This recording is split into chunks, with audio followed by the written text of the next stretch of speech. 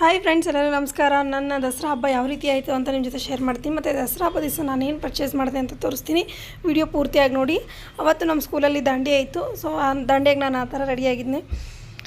ಅಲ್ಲಿಂದ ನಾವು ನೈಟ್ ಎಲ್ಲ ದಾಂಡಿಯಾ ಮಾಡ್ಕೊಂಡ್ವಿ. ನಾನು ಯಾವತ್ತಿಂದ ಕಂಟಿನ್ಯೂ ಇದು ವೀಡಿಯೋ ಹಾಕ್ತಾಯಿದ್ದೀನಿ ಅಂದರೆ, ನಾನು ಉಡಿ ತುಂಬಿದ್ನಲ್ಲ ದೇವಿಗೆ, ಅದಾದ ನಂತರ ನಾವು ಆ ದಿನ ಸಾಯಂಕಾಲ ದಾಂಡಿಯಾ ಇತ್ತು ಶಾಲೆಯಲ್ಲಿ, ನಮ್ಮ ಸ್ಕೂಲಲ್ಲಿ. ಹೋದ ವರ್ಷ ಹಿಂಗೆ ಪ್ರತಿ ವರ್ಷ ಅರೇಂಜ್ ಮಾಡ್ತಾರೆ, ಹೋದ ವರ್ಷವೂ ಇತ್ತು. ಸೊ ಈ ವರ್ಷವೂ ಅಲ್ಲಿ ಹೋಗಿದ್ವಿ. ಅಲ್ಲಿಂದ ಬರೋಕ್ಕೆ ರಾತ್ರಿ ಲೇಟ್ನಾಗೆ ಬಂದ್ವಿ ನಾವು. ಅದಾದಮೇಲೆ ನೆಕ್ಸ್ಟ್ ಡೇನೇ ನಮ್ಮ ಅವತ್ತು ದಸರಾ ಹಬ್ಬ ಇತ್ತು. ಸೊ ಒಂದು ದಿವಸ ಕಂಡೆ ಪೂಜೆ, ನೆಕ್ಸ್ಟ್ ಡೇ ಹಬ್ಬ. ನಾವು ಎರಡು ದಿನ ಈ ಕಡೆ ಎಲ್ಲ ಮಾಡ್ತೀವಿ ನಾವು ನಾರ್ತ್ ಕರ್ನಾಟಕಲ್ಲಿ. ಸೊ 2 ದಿನ ಇಲ್ಲೆಲ್ಲ ದೀಪ ಸಸಿ ಎಲ್ಲ ಹಾಕಿರ್ತಾರಲ್ಲ, ಅವನ್ನ ಸರಿಸೋದು. ದೀಪ ಕೊನೆಯ ದಿನ ಆಗಿರುತ್ತೆ, ಅದು ಎರಡನೇ ದಿನ ಅಂಥೇಳಿ ಈ ಥರ ಅದನ್ನು ಆಚರಣೆ ಮಾಡ್ತಾರೆ. ಸೊ ದಾಂಡಿಯಾದಲ್ಲಿ ನಾವು ಕೂಡ ಚೆನ್ನಾಗಿ ಎಂಜಾಯ್ ಮಾಡಿದ್ವಿ. ಅಲ್ಲಿ ಪೂರ್ತಿ ಸಾಂಗ್ಸ್ ಎಲ್ಲ ಹಾಕಿದ್ರು. ಸೊ ಅದು ಕಾಪಿರೈಟ್ ಬೀಳುತ್ತೆ ಅಂಥೇಳಿ ನಾನು ಅದನ್ನು ತೆಕ್ಕೊಂಡಿದ್ದೀನಿ. ಚೆನ್ನಾಗಿ ಸಾಂಗ್ಸ್ ಎಲ್ಲ ಹಾಕಿದ್ರು. ನನ್ನ ಮಗಳದ್ದು ಅಷ್ಟೇ ನಾನು ವೀಡಿಯೋ ನಿಮ್ಮ ಜೊತೆಗೆ ಶೇರ್ ಮಾಡ್ತಾಯಿದ್ದೀನಿ. ನನ್ನ ವೀಡಿಯೋ ನಮ್ಮ ಜೊತೆಗೆ ಶೇರ್ ಮಾಡಿಲ್ಲ, ಬಟ್ ನಾನು ಆ ದಿನ ಚೆನ್ನಾಗೇ ಎಂಜಾಯ್ ಮಾಡಿದ್ವಿ. ಪೂಜೆ ಇತ್ತು. ಪೂಜೆ ಆದ ನಂತರ ಈ ಸಾಂಗ್ಸ್ ಎಲ್ಲ ಮಾಡಿ ಹಾಕಿ, ಸೊ ದಾಂಡಿಯಾದು ಒಂದು ನಮ್ಮೂರಲ್ಲಿ ಆಗ್ತಿರೋಂಥ ಇದು 2ನೇ ವರ್ಷ. ನಮ್ಮ ಸ್ಕೂಲಲ್ಲಿ ಆಗ್ತಿರೋ ಅಂಥದ್ದು ಇದು 2ನೇ ವರ್ಷ. ಸೊ ಸಿಕ್ಕಾಪಟ್ಟೆ ಜನ ಇತ್ತು, ಕ್ರೌಡ್ ಇತ್ತು. ಮತ್ತು ಅಲ್ಲೇ ಸಾಯಂಕಾಲ ಡಿನ್ನರೆಲ್ಲ ಇತ್ತು, ಡಿನ್ನರೆಲ್ಲ ಅರೇಂಜ್ ಇತ್ತು.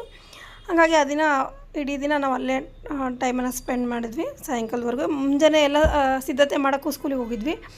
ಅದಾದಮೇಲೆ ಮತ್ತು ಸಾಯಂಕಾಲ 5:30ಇಂದ ನಾವು ಅಲ್ಲೇ ಇದ್ವಿ ಇಡೀ ದಿನ ಅವತ್ತು ಅದೇ ರೀತಿ ಆಗಿತ್ತು. ಸೊ ಕ್ರೌಡ್ ನೋಡ್ಬೋದು ನೀವು ಎಷ್ಟದ ಅಂಥೇಳಿ. ಚೆನ್ನಾಗಿತ್ತು ಎಲ್ಲ ಕ್ರೌಡು ಎಲ್ಲ. ಸೊ ಟಿಕೆಟ್ ಎಲ್ಲ ಅರೇಂಜ್ಮೆಂಟ್ ಮಾಡಿರ್ತಾರೆ. ಇದು ನಮ್ಮ ಸ್ಕೂಲಿನ ಆವರಣ.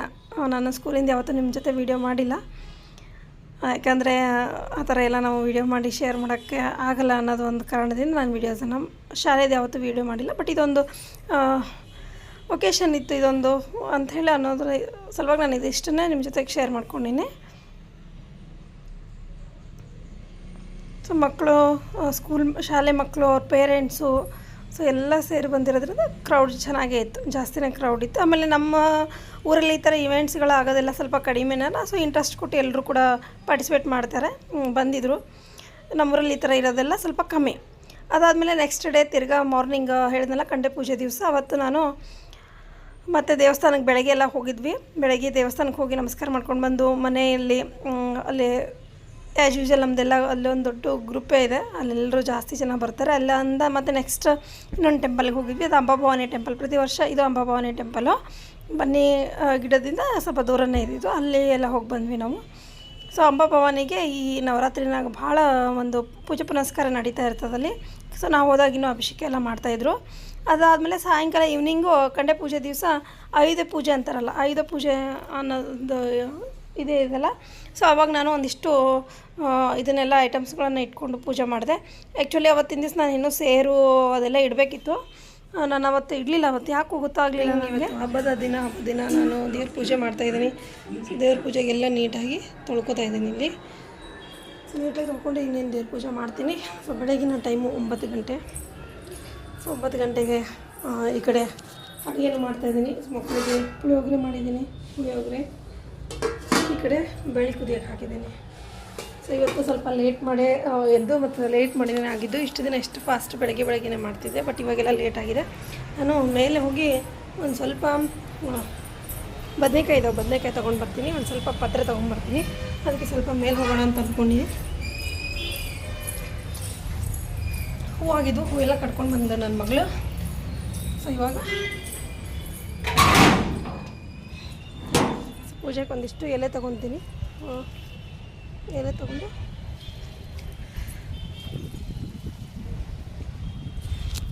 ಗಿಡಗಳು ಯಾವ ಥರ ಆಗ್ತಾಯಿದೆ ಬಂದರೆ, ಮಳೆ ಇಲ್ಲಲ್ಲ, ಸ್ವಲ್ಪ ನೀರು ಬೇಕಾಗಿದೆ. ಅವಕ್ಕೆ ನೀರು ಹಾಕೋಣ ಸ್ವಲ್ಪ. ನೋಡಿರಿ, ಜಲ್ಕುಂಬ ಹೂ ಅರಳಿದೆ. ದುಂಬಿ ನೋಡ್ರಿ ಹೆಂಗೆ ಓಡಾಡುತ್ತೆ. ಕೆಲವೊಂದು ಗಿಡಗಳಿಗೆ ನೀರು ಪೂರ್ತಿ ಕಮ್ಮಿ ಅನಿಸ್ತದೆ. ಸ್ವಲ್ಪ ನೋಡಿ ನೀರು ಹಾಕೋದು. ಯಾವ ಗಿಡಗಳಿಗೆ ನೀರಿಲ್ಲ ಅಂತ ಅನಿಸುತ್ತೆ.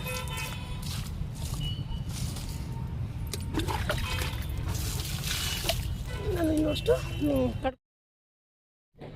ಆಗಲೇ ಎಲ್ಲ ಪೂಜೆ ಮುಗಿಸ್ಕೊಂಡು ನಾನು ಹೂರಣ ಎಲ್ಲ ರೆಡಿ ಮಾಡಿಕೊಂಡು ಸಾರು ಪಲ್ಯ ನಾನು ಅವತ್ತು ಮೇಲೆ ಬೆಳೆದಿದ್ದ ಏನು ಬದನೆಕಾಯಿ ಇತ್ತಲ್ಲ ಅದೆಲ್ಲ ಮಾಡಿಕೊಂಡು ರೆಡಿ ಮಾಡಿಟ್ಕೊಂಡೆ. ಸೊ ಇಲ್ಲಿ ಹೋಳಿಗೆ ಮಾಡಿದ್ದೀನಿ. ಪೂಜೆಗೆ 2 ಸಣ್ಣ ಸಣ್ಣ ಮಾಡ್ಕೊಂಡಿದ್ದೀನಿ, ಉಳಿದೆಲ್ಲ ಸ್ವಲ್ಪ ದೊಡ್ಡ ಸೈಜಿಂದ ಹೋಳಿಗೆನ ಮಾಡ್ಕೊಂಡಿನಿ. ಅದಾದ ನಂತರ ಇಲ್ಲಿ ಚಪಾತಿ, ನನ್ನ ಮಕ್ಳಿಗೆ ಚಪಾತಿ ಬೇಕು. ಸೊ ಹೋಳಿಗೆ ಊಟ ಮಾಡಲ್ಲ, ಅವ್ರಿಗೆ ಚಪಾತಿನೇ ಬೇಕು, ಚಪಾತಿ ಊಟ ಮಾಡ್ತಾರೆ ಅವರು. ಹಾಗಾಗಿ ಚಪಾತಿನೂ ಮಾಡ್ಬೇಕು ನಾನು. ಬದನೆಕಾಯಿ ಪಲ್ಯ, ಚಪಾತಿ, ಅನ್ನ ಸಾರು ಅಷ್ಟೇ ಅವ್ರು ಊಟ ಮಾಡೋದು. ಹೋಳಿಗೆ ತಿನ್ನೋದು ನಾವಷ್ಟೇ. ಹಾಗಾಗಿ ಎಷ್ಟು ಇವತ್ತು ಸ್ವಲ್ಪ ಹೋಳಿಗೆ ಮಾಡಿಕೊಂಡು ಮತ್ತು ಬೆಳಗ್ಗೆ ನಾನು ಸ್ಕೂಲಿಗೆ ಹೋಗ್ಬೇಕಾದ್ರೆ ನೆಕ್ಸ್ಟ್ ಡೇ ಮತ್ತು ನಾನು ಹೋಳಿಗೆಯನ್ನು ಮಾಡ್ಕೊಂಡು ಹೋಗಿದ್ದೇನೆ. ಸೊ ಈ ರೀತಿ ಯಾವಾಗ ಬೇಕು ಅವಾಗ ಅಷ್ಟೇ 4 ಹೋಳಿಗೆಗಳನ್ನು ಮಾಡ್ಕೊಂಡು ಹೋಗ್ತೀನಿ ನಾನು. ಮಾಡ್ಕೊಂಡು ಒಂದಿಂದ ಅವತ್ತು ಹಿಂಗೆ ಖಾಲಿ ಆದರೆ ಚೆನ್ನಾಗಿ ಅನಿಸ್ತದೆ ನನಗೆ. ಸೊ ಇದು ಹೋಳಿಗೆ ನನಗೆ ಹೋಳಿಗೆ ಒಂದೊಂದು ಸತಿ ಬರುತ್ತೆ, ಒಂದು ಸತಿ ಬರೋಲ್ಲ. ಬಟ್ ಮಾಡಿರ್ತೀನಿ, ಟ್ರೈ ಮಾಡಿರ್ತೀನಿ, ಮಾಡ್ತೀನಿ ಆಲ್ಮೋಸ್ಟ್ ಹೋಳಿಗೆನೂ. ಆದರೆ ಕಮ್ಮಿ ಎಲ್ಲ ಮಾಡೋದು. ಏನಿದ್ರು ದಿನ ನಮಗೆ ರೊಟ್ಟಿ ಮಾಡೋದೇ ಆಗಿರುತ್ತೆ ನಮ್ಮ ಇದರಲ್ಲಿ. ಹಾಗಾಗಿ ರೊಟ್ಟಿನೇ ಫಾಸ್ಟ್ ಆಗುತ್ತೆ ನನಗೆ, ಹೋಳಿಗೆ ಸ್ವಲ್ಪ ನಿಧಾನ ನನಗೆ. ಬಟ್ ಆದರೂ ನಾನು ಚೆನ್ನಾಗಿ ಮಾಡೀನಿ. ಈಗ ನಾನು ಒಂದಿಷ್ಟು 4-5 ಚಪಾತಿ ಮಾಡಿಕೊಂಡು ತೆಗೆದುಬಿಡ್ತೀನಿ ನಾನು. ಇದನ್ನು ಮಿಕ್ಕಿರೋದೆಲ್ಲ ನಾನು ಮತ್ತೆ ಬೇಕಾದಾಗ ಬಿಸಿ ಬಿಸಿ ಹೋಳಿಗೆ ಮಾಡಿಕೊಂಡು ಊಟ ಮಾಡ್ಬೋದು ಅಂತ. ಯಾಕಂದರೆ ಸೋಮವಾರ ಮಂಗಳವಾರ ತಿರ್ಗಾ ಮತ್ತೆ ಹುಣ್ಣಿಮೆ ಬರುತ್ತಾ, ನಾಳೆ ನಾಡ್ದು. ಸೊ ಅವಾಗೆಲ್ಲ ರೊಟ್ಟಿ ಎಲ್ಲ ಮಾಡೋಕ್ಕಾಗಲ್ಲ, ಬೇಕಾದ್ರೆ ಅವಾಗೂ ಮಾಡ್ಕೋಬೋದು. ಈ ಗೋಧಿ ಹಿಟ್ಟಿನ ಚಪಾತಿ ಏನದಲ್ಲ ಭಾಳ ಚೆನ್ನಾಗಿ ಆಗ್ತಾವೆ. ಅವು ಸ್ವಲ್ಪ ಮೈದಾ ಇರುತ್ತೆ, ಬಟ್ ಆದ್ರೂ ಅದು ಚೆನ್ನಾಗಾಗಿರ್ತಾವೆ, ಮೆತ್ತಗಾಗಿರ್ತಾವೆ, ಸಾಫ್ಟ್ ಚೆನ್ನಾಗಾಗಿರ್ತಾವೆ. ಸೊ ಅವು ಪಲ್ಯ ಜೊತೆಗೆ ತಿನ್ಲಿಕ್ಕೆ ಇನ್ನೂ ಟೇಸ್ಟಿನೂ ಅನ್ನಿಸ್ತಾವೆ. ಸೊ ಬರೀ ಈ ಹೋಳಿಗೆ ಹಿಟ್ಟಿಂದೇ ಚಪಾತಿ ಮಾಡ್ತೀವಿ ನಾವು ಆ ದಿವಸ. ಸ್ಪೆಷಲಿ ಅದನ್ನು ಮಾಡೇಬೇಕು. ಮಾಡಿಲ್ಲ ಅಂದರೆ ನನ್ನ ಮಕ್ಕಳು ಕೇಳ್ತಾರೆ ಮಾಡಿಲ್ಲ ಯಾಕದು ಅಂಥೇಳಿ. ಹೋಳಿಗೆ ಮಾಡೋದಂದ್ರೆ ಅವ್ರು ಚಪಾತಿಗೆ ವೆಯ್ಟ್ ಮಾಡ್ತಿರ್ತಾರೆ.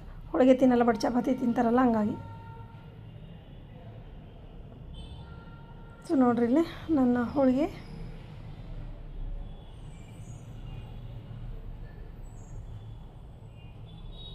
ರೆಡಿ ಆಯಿತು.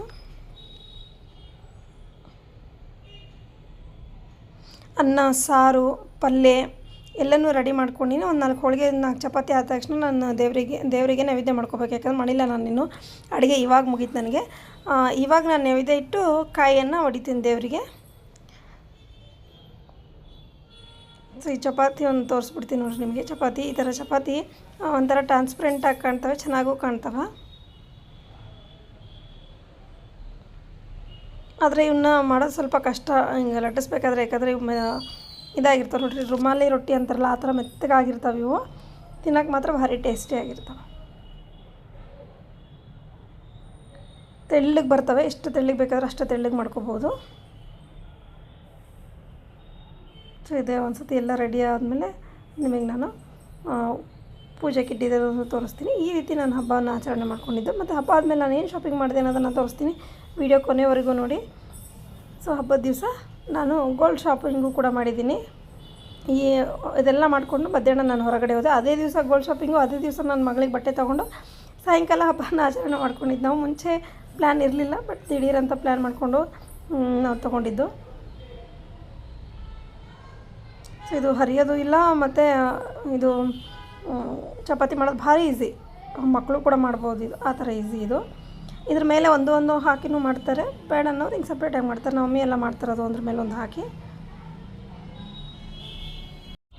ಸಂಪೂರ್ಣ ಇದೇ ರೀತಿ ಎಲ್ಲವನ್ನು ಮಾಡಿಟ್ಕೊಂಡೆ ಫ್ರೆಂಡ್ಸ್. ಇವಾಗ ನಾನು ದೇವ್ರಿಗೆ ನೈವೇದ್ಯ ಮಾಡಿ, ಯಾಕಂದರೆ ಹೊರಗಡೆ ಹೋಗೋದು ಒಂದಿದೆಯಲ್ಲ, ಹಾಗಾಗಿ ಒಂದು ಸ್ವಲ್ಪ ನಾನು ಇಷ್ಟು ಹೋಳಿಗೆ ಸಾಕು ನಮಗೆ. ಸ್ವಲ್ಪ ಈಗ ಮತ್ತು ಸಾಯಂಕಾಲ ಆಗುತ್ತಾ ಅನ್ನೋದಕ್ಕೆ ನಾನು ಮಾಡಿದೆ. ಸೊ ಆಮೇಲೆ ದೇವರಿಗೆ ನೈವೇದ್ಯ ಇಟ್ಟು ಕಾಯಿ ಹೊಡಿಬೇಕಿತ್ತು ನಾನು. ಮೇಲೆ ಹಣ್ಣಾಗಿದ್ವು, ಆ ಬದನೆಕಾಯಿ ಜೊತೆ ಹಣ್ಣನ್ನು ಕಡ್ಕೊಂಬಂದಿದ್ದೆ ನಾನು. ಹಣ್ಣು ಬೆಳಗ್ಗೆ ಪೂಜೆ ಮಾಡಿದ್ಮೇಲೆ ಇಟ್ಟೀನಿ. ಇದೆಲ್ಲ ಹೂವು ನನ್ನ ಗಾರ್ಡನ್ದು, ಹಣ್ಣು ನನ್ನ ಗಾರ್ಡನ್ದು, ಬದನೆಕಾಯಿ ಮಾಡಿರೋದು ನನ್ನ ಗಾರ್ಡನ್ದು. ಎಷ್ಟು ಖುಷಿ ಆಗುತ್ತೆ ಗೊತ್ತಾ ಹೀಗೆಲ್ಲ ನಾವು ಬೆಳೆದಿದ್ದನ್ನು ಈ ರೀತಿ ಮನೆಗೆ ನಾವು ಯೂಸ್ ಮಾಡ್ಕೋಬೇಕಾದ್ರೆ.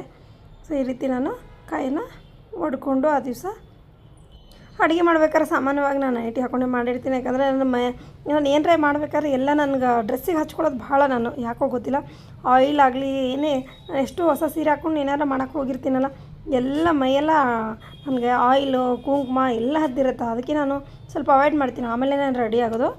ಸೊ ಇದು ನನ್ನ ಹಬ್ಬದ ದಿವಸದ್ದು. ಒಂದು ಇದಾದಮೇಲೆ ಬರೀ ಹೋಗೋಣ ಅಂತ ಶಾಪಿಗೆ ಹೋಗಿ ಬಂದು ನಾನು ನಿಮಗೆ ತೋರಿಸ್ತೀನಂತೆ. ಸೊ ಇದು 11:30 ತನಕ ನಾನು ಮಾಡಿಕೊಂಡೆ, ಯಾಕಂದರೆ ಲೇಟ್ ಮಾಡಿದ್ದೆ ಆ ದಿವಸ. ನಾನು ಬೇಗ ಎದ್ದಿದ್ದಂದ್ರೆ ಜಲ್ದಿ ಆಗ್ತಿತ್ತು. 7 o'clock ಎದ್ದಿದ್ದೆ, ಲೇಟ್ ಆಗಿಬಿಡ್ತು. ಲೇಟಾಗಿಯೇ ನಾನು ಎಲ್ಲವನ್ನು ಮಾಡ್ಕೊಂಡಿದ್ದು. ಸೊ ಇನ್ನು ನೆಕ್ಸ್ಟು ನಾನು ನಿಮಗೆ ಶಾಪಿಂಗ್ ಕರ್ಕೊಂಡು ಹೋಗ್ತೀನಂತ ಬರ್ರಿ. ಸೊ ಇದು ನನ್ನ ಹಬ್ಬದ ದಿನದ ಒಂದು ಪೂಜಾ ವಿಧಾನ.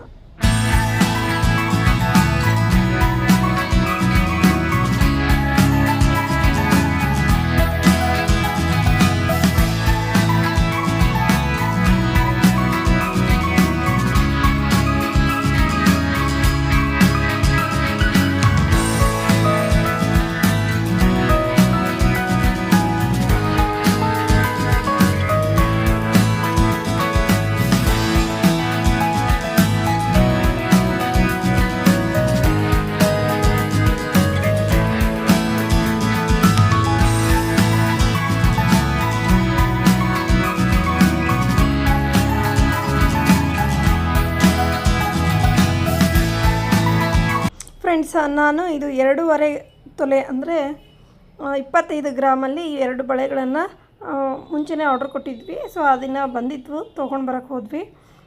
ಆಮೇಲೆ ನನ್ನ ಮಗಳಿಗೆ ನಾನು ಮೂಗು ಹೋಲ್ ಹಾಕ್ಸಿದ್ದೀನಿ, ಮೂಗಿ ಇದಕ್ಕೆ. ಸೊ ಅದೇ ದಿನ ಹಬ್ಬದ ದಿನವೇ ಹೋಗಿ ತರೋಣ ಅಂಥೇಳಿ ಅವಳಿಗೆ ಒಂದು ಮೂಗಿಂದ ಇದು ತಂದು ಅದೇ ಹಬ್ಬದ ದಿವಸ ಹಾಕಿದ್ದೆ.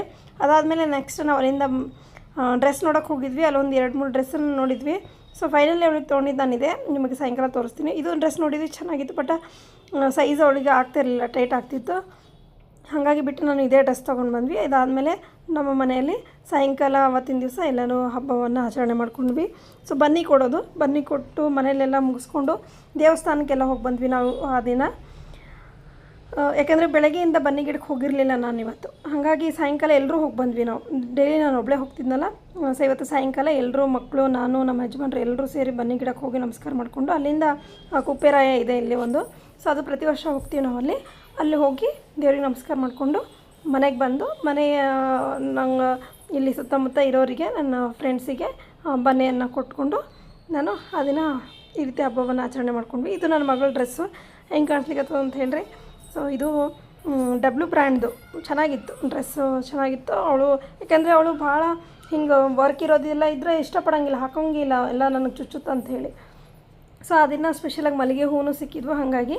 ಸೊ ಆಮೇಲೆ ನಾನು ಈ ಒಂದು ಸೀರೆ ಹಾಕ್ಕೊಂಡಿದ್ದೆನಲ್ಲ, ಇದು ವರಮಹಾಲಕ್ಷ್ಮಿ ಹಬ್ಬಕ್ಕೆ ನಿಮಗೆ ನಮ್ಮ ಲಾಗಲ್ಲಿ ನೋಡಿರ್ತೀರಿ. ವರಮಹಾಲಕ್ಷ್ಮಿ ಹಬ್ಬಕ್ಕೆ ನಾನು ಇದನ್ನು ಸೀರೆ ದೇವರಿಗೆ ಏರಿಸಿದ್ದೆ. ಸೊ ಅದನ್ನು ಇವಾಗ ರೆಡಿ ಮಾಡಿಕೊಂಡು, ಬ್ಲೌಸೆಲ್ಲ ರೆಡಿ ಮಾಡ್ಕೊಂಡು ನಾನು ಇದಕ್ಕೆ ಹಾಕ್ಕೊಂಡಿನಿ.